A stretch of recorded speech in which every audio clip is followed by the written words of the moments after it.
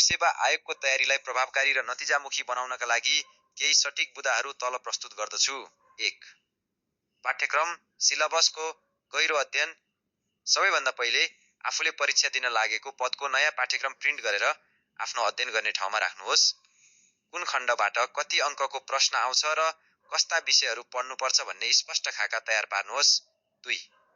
स्तरीय अध्ययन सामग्रीको छनौट। बजारमा पाइने सबै पुस्तकहरू पढ्नुभन्दा कुनै एक भरोसायोग्य मुख्य पुस्तक, टेक्स्टबुक र आधिकारिक सरकारी स्रोतहरू, संविधान, ऐन, नियम, बजेट, आर्थिक सर्वेक्षणलाई आधार बनाउनुहोस्। विषयवस्तु बुझ्नका लागि सन्दर्भ सामग्री र इन्टरनेटको सही प्रयोग गर्नुहोस्। 3.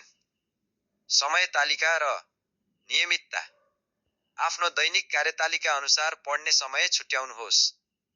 दिनमा कम्तीमा 4 देखि 6 घण्टा नियमित पढ्ने बानी बसाल्नुहोस्।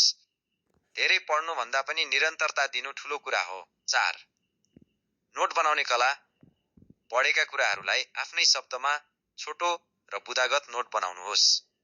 डाटा, मिति र सूत्रहरूलाई चार्ट वा टेबुलमा उतार्नुहोस्, जसले गर्दा अन्तिम समयमा दोहोर्याउन सजिलो हुन्छ।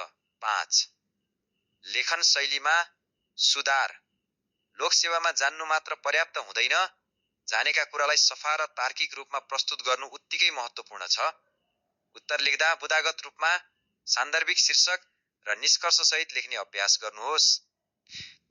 समसामयिक विषयमा अपडेट।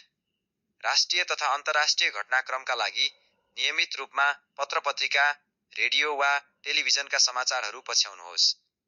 महत्त्वपूर्ण तथ्याङ्क र घटनाहरूलाई छुट्टै टिपोट गर्नुहोस्। 7.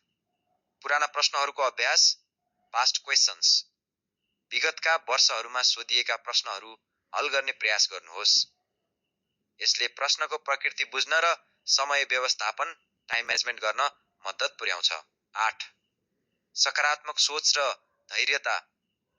यो एक प्रतिस्पर्धात्मक परीक्षा भएकोले धैर्यता र आत्मविश्वास आवश्यक छ।